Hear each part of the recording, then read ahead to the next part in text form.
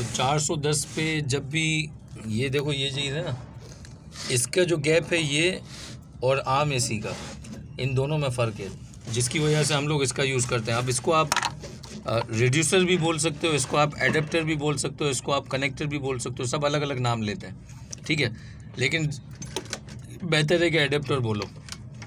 अब एडेप्टर जो है देखो यहाँ जब ये लगेगा ना, इसके ऊपर आपकी जो 134 की जो लाइन होती है, जो गैस चार्जिंग अपन कर रहे होते हैं, वो वाली लाइन इसके ऊपर ही कनेक्ट होगी, इसके बगैर कनेक्ट नहीं होगी, क्योंकि इसके अंदर भी पिन होती है। देखो जैसे लीड में पिन होती है ना, ये देखो ये दी नजर आ रहा है, ये इसके अंदर भी पिन ऐसी है जैसे आपकी लीड में होती है, ये भी पुश करता है और वो भी पुश करता है।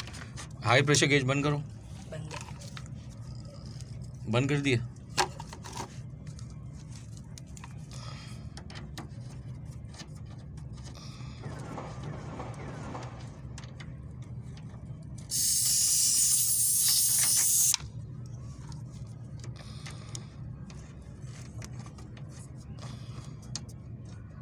मोबाइल पकड़, छोड़ो।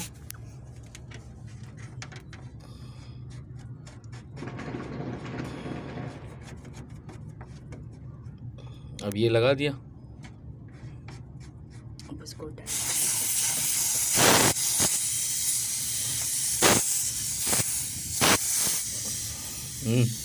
गैस पूरा है, प्रेशर पूरा वही है। देखो समझो अभी जो हो रहा है ना, इससे ये कम हुआ, ठीक है। यानी जितना हमने डाला था उतना ही है, लीक यही था।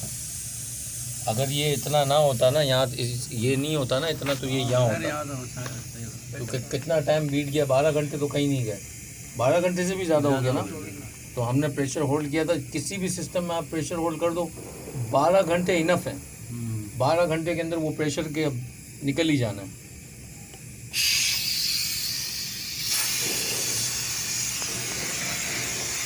ब्लोर मारा है इसको कभी? पड़ा हुआ है, हाँ तो मार देंगे। लाइन दूसरी वाली लो।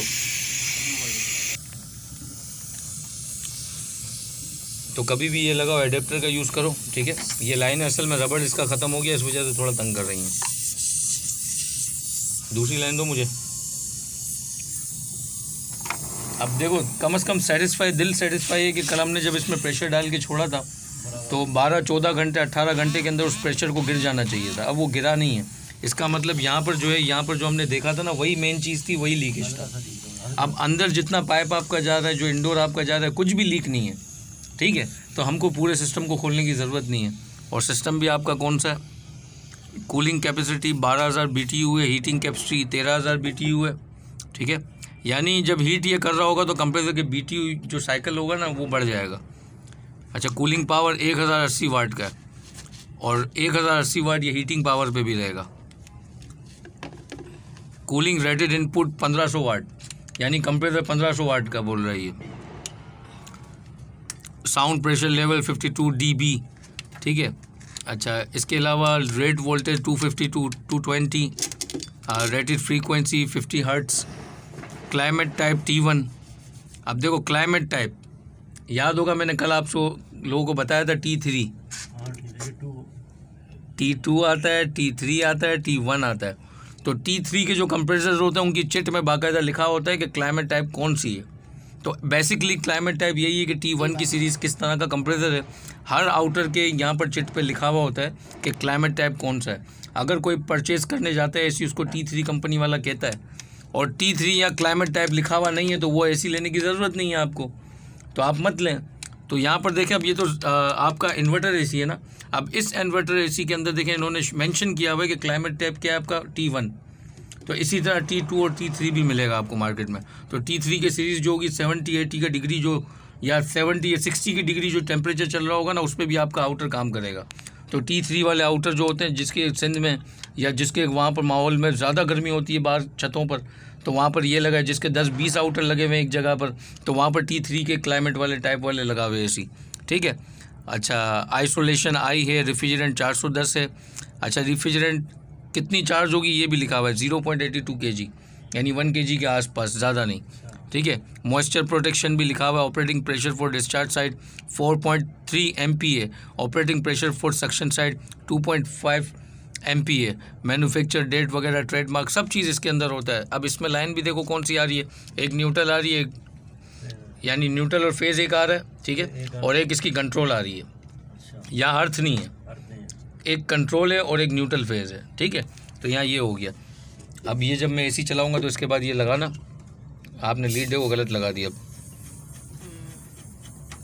ये पिन वाली साइड ही यहाँ पर लगेगी, बगैर पिन वाली साइड यहाँ नहीं लगेगी। अब वो पुश नहीं कर रहा ना उसको, हमेशा लीड लगाओ आउटर के अंदर, तो देखो पिन वाली साइड इस तरफ हो है। क्या करना पड़ेगा आपको, अभी तो कह रहा है कि पकड़, हाँ यूट्यूब वाला वॉशिंग मशीन सही करके नहीं आया।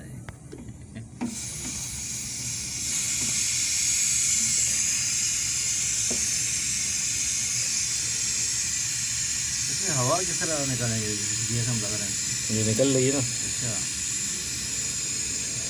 नहीं, गैस के दौरान नहीं निकालनी पड़ेगी, फिर ही निकालनी है, इतनी हवा थोड़ी है।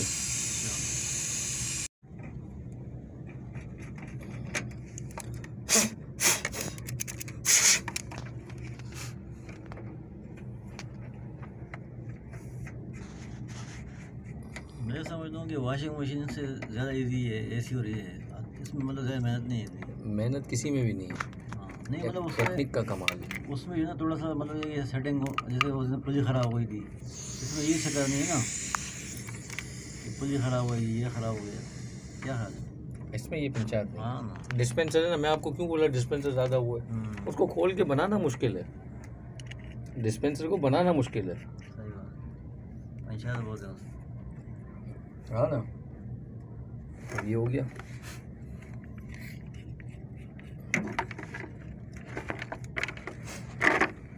अब 410 गैस डालने का तरीका ये है कि जब भी 400 गैस डालनी है ना, 410 नंबर की, ठीक है, एक तो पहली बात ये कि सिलेंडर को उल्टा करना है, ठीक है। इसको किसी थिकनेस वाले सिलेंडर में गैस कभी भी फिल नहीं करवाओ, ये मैंने उस दिन भी बताया था आप लोगों को। इसकी वजह ये कि कंपनी कोई पागल तो नहीं है ना कि उसको इतना हेवी ड्यूटी सिलेंडर दे रही है आप लोगों को। कंपनी ने कुछ नाप तोल के ही बनाई है हर चीज़। अब आप बोलो नहीं मैं तो पतले में भरवाऊंगा, तो फिर अगर हादसा होगा तो जिम्मेदार तो आप लोग खुद हो।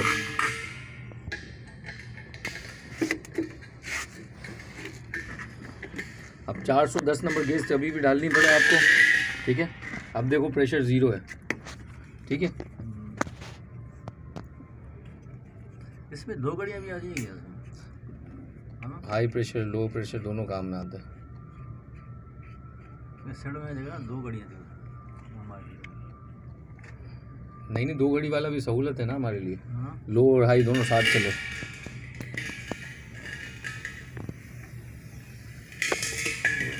उल्टा करो नहीं, नहीं अभी ये सिस्टम को हमने वैक्यूम कर दिया, ठीक है। वैक्यूम करने के बाद हम गैस डाल लें।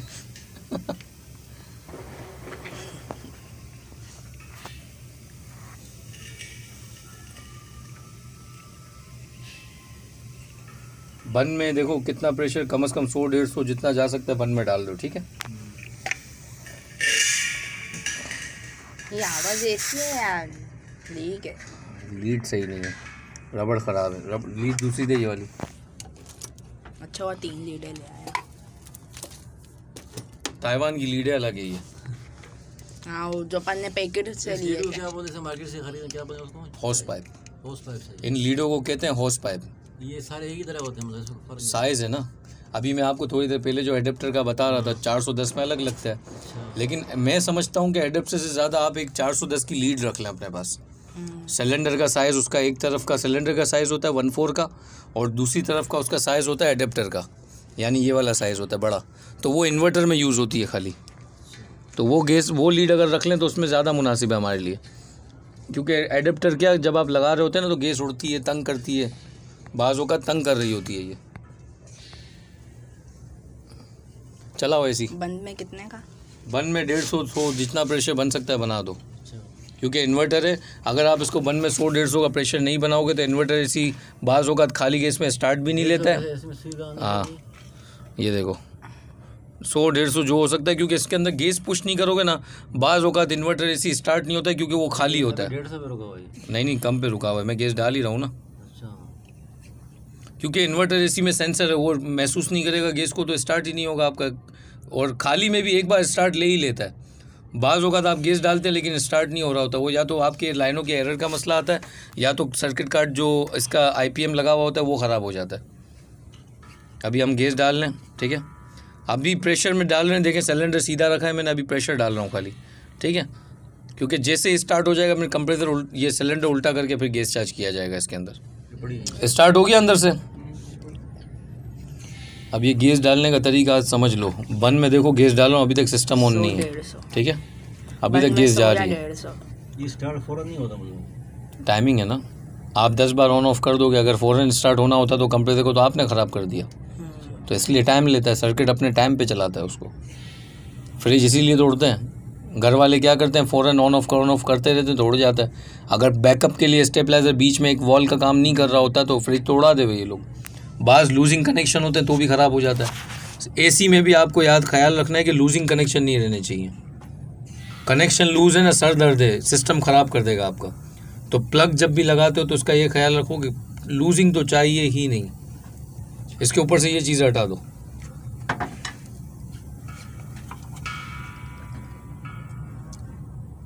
कवर हटाऊं क्या? नहीं कवर भले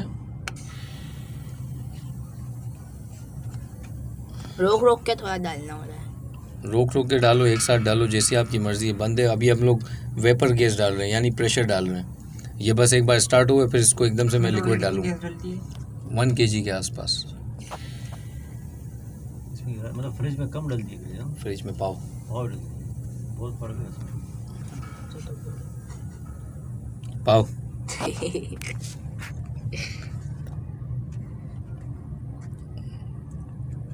अब देखो, ये मैंने इतनी देर से इसमें प्रेशर बना रहा था तो कितना, अभी भी 70 का हो गया। अब उल्टा कर दो, बस उल्टा करके रख दो। इससे आग लगती है 410 से।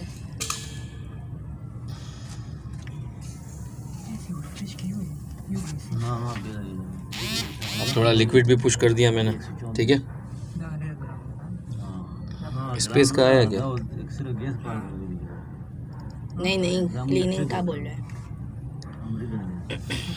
गैस में फर्क है ना, इसमें अलग गैस आती है, सादे AC में अलग आती है। देखो चालू हुआ। अच्छा, अब देखो जैसे कंप्रेसर स्टार्ट पे जाएगा ना, अभी पंखा चला है, कंप्रेसर जैसे स्टार्ट पे जाएगा तो ये कांटा नीचे आने लग जाएगा। अभी UVW जो सप्लाई होती है ना, कार्ड के ज़रिए कंप्रेसर को नहीं मिली है, ठीक है। अब देखना, जैसे ही सप्लाई UVW कार्ड के ज़रिए कंप्रेसर पे जाएगी, कंप्रेसर अपना काम शुरू करेगा तो ये कांटा नीचे आना शुरू हो जाएगा जो गैस आपने डाली है, ठीक है। नहीं मैं ये अब देखो आना शुरू हो गया। अगर आप इस वक्त इन्वर्टर की जगह ये सादा AC होता ना तो ये कांटा तेज़ी से आता।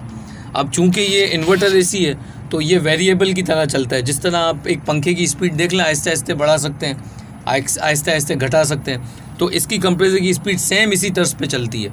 अब स्टार्ट भी ये कैसे ले रहा है कि बिल्कुल स्लो, जबकि आम कंप्रेसर का स्टार्ट क्या होता है कि तेज़ी से स्टार्ट होता है, तो जिसमें एम्पेयर भी ज़्यादा लेता है, बिजली भी ज़्यादा आती है। लेकिन इन्वर्टर कंप्रेसर स्मूथली वर्क करता है, ठीक है। और ये कमरे के टेम्परेचर को सेंस करके अप एंड डाउन टेम्परेचर इसका होता रहता है। इसका चलने का प्रोसेस ये पूरा प्रोसीजर ये होता है, जिसकी वजह से इसके कंप्रेसर की कंप्लेंट्स ना होने के बराबर है, कम है। सक्शन है और डिस्चार्ज है। एक सक्शन है, एक डिस्चार्ज है। सक्शन से गैस डालते हैं ना। गैस मोटे पाइप में डालना पड़ता है। वाल का मुंह है ना, देखो छोटे पाइप में निशान ही नहीं है। अच्छा, कभी कभार AC के अंदर आपको छोटे पाइप में भी गैस डालने वाला ऑप्शन नज़र आएगा और मोटे पाइप में भी डालने वाला ऑप्शन नज़र आएगा। इसका ये मतलब नहीं है कि आप हाई प्रेशर से डाल सको। देखो, अगर यहाँ पर एक मिसाल की बात है, यहाँ पर अगर यहाँ पर इन लोगों ने गैस डालने वाला ऑप्शन दिया हुआ है, मिसाल के तौर पर यहाँ पर अगर गैस डालने वाला ऑप्शन दिया हुआ है, ठीक है, तो और यहाँ पर भी दिया हुआ है। अब आप कहो कि मैं यहाँ से डालता हूँ, यानी डिस्चार्ज लाइन से डालता हूँ। बड़े यूनिटों में दोनों तरफ होता है, ठीक है, ये अच्छी बात, अच्छा सवाल किया। अब अगर यहाँ पर आप फ़र्ज़ करें गैस डालने की कोशिश करें, यहाँ से गैस नहीं जाएगी। इसलिए नहीं जाएगी क्योंकि यहाँ से प्रेशर फेंकता है ये। जिस जगह से प्रेशर डिस्चार्ज हो रहा है तो वो हाई प्रेशर बता रहा है, तो गैस कैसे जाएगी? और सक्शन पाइप, अच्छा मिसाल के तौर पर हमारे पास एक लाइन है, ठीक है, और एक सिलेंडर है और गेज लाइन हमारे पास नहीं है, ठीक है। मिसाल के तौर पर गेज लाइन हमारे पास नहीं है, ठीक है। अब हमें सिस्टम को गैस चार्ज करनी है। अब इसका भी एक तरीक़ेकार है कि जब इस तरह की पोजीशन आपके साथ हो, कभी भी किसी एंगल पे खड़े हो जाओ, क्योंकि कभी भी हो सकता है कि आपके पास सामान ना हो, कोई कम रह जाए, तो उसका तरीक़ेकार ये है कि आप जस्ट एम्पेयर मीटर लगाएं, एम्पेयर मीटर को देखते हुए गैस डालें, ठीक है। अब 1 टन का एसी है, इन्वर्टर एसी है, तो एट ऑलमोस्ट 4-5 एम्पेयर पे तो जाना है इसको। उसके बाद आप 5 एम्पेयर पे जब चला जाए या 4 एम्पेयर पे चला जाए, फिर इसकी रिटर्न चेक करें कि रिटर्न कैसी आ रही है, ठीक है। तो जब रिटर्न आ जाए 5 एम्पेयर हो जाए, तो इसके बाद इसकी आउटर की हीट चेक करें। आउटर की हीट भी सेट होगी तो आपको पता चल जाएगा, मज़ीद गैस डालने की ज़रूरत नहीं है, ठीक है। आप सिलेंडर को खोलो थोड़ा सा,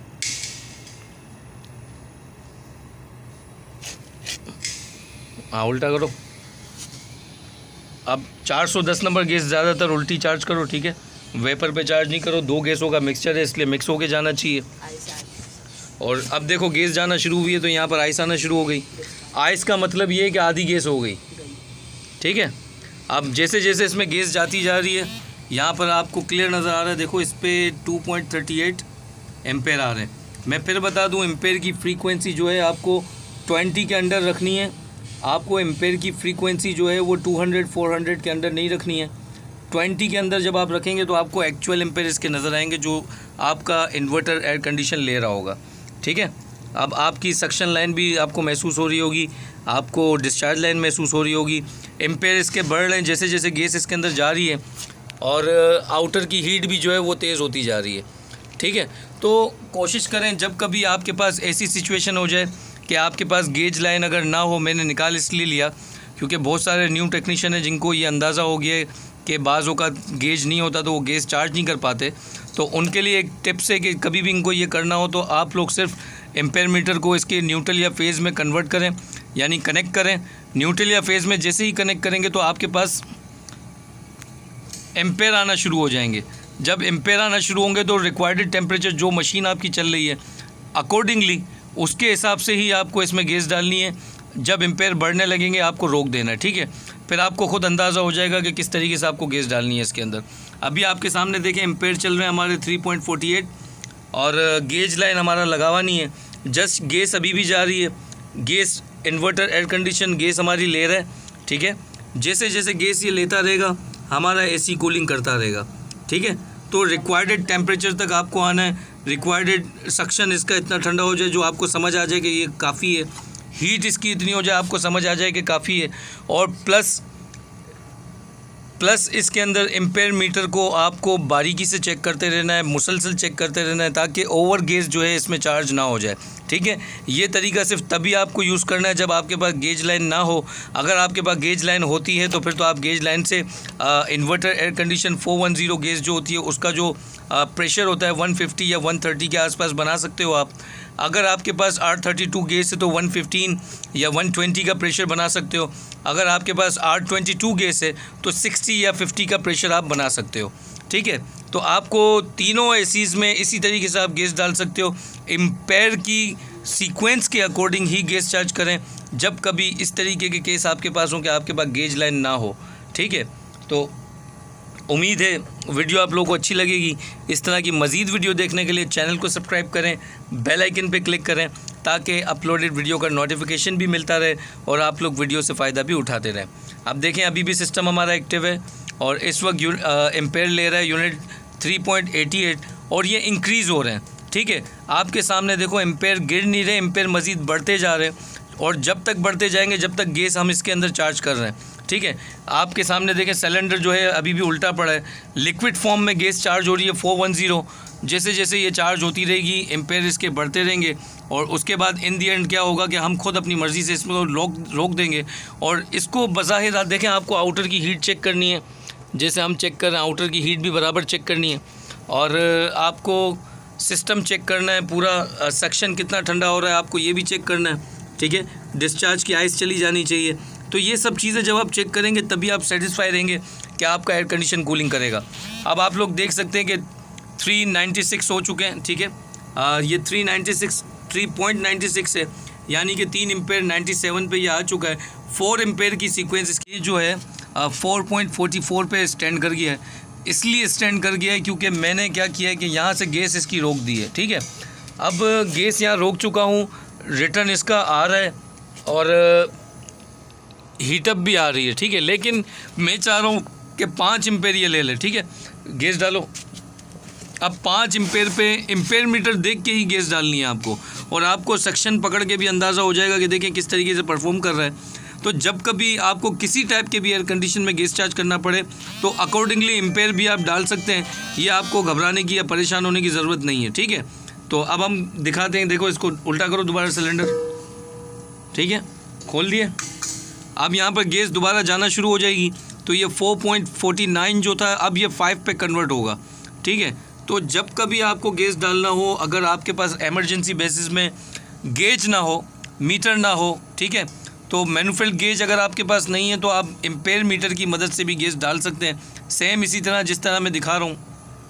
अब देखें एक लाइन डायरेक्टली हमने कनेक्ट की हुई है सिस्टम के अंदर और एम्पेयर मीटर के अकॉर्डिंग हम गैस डाल रहे हैं, ठीक है। तो यही प्रोसेस है, इसी तरीके से आप गैस डाल सकते हैं। जब कभी आपको डालना हो, परेशान होने की ज़रूरत नहीं है।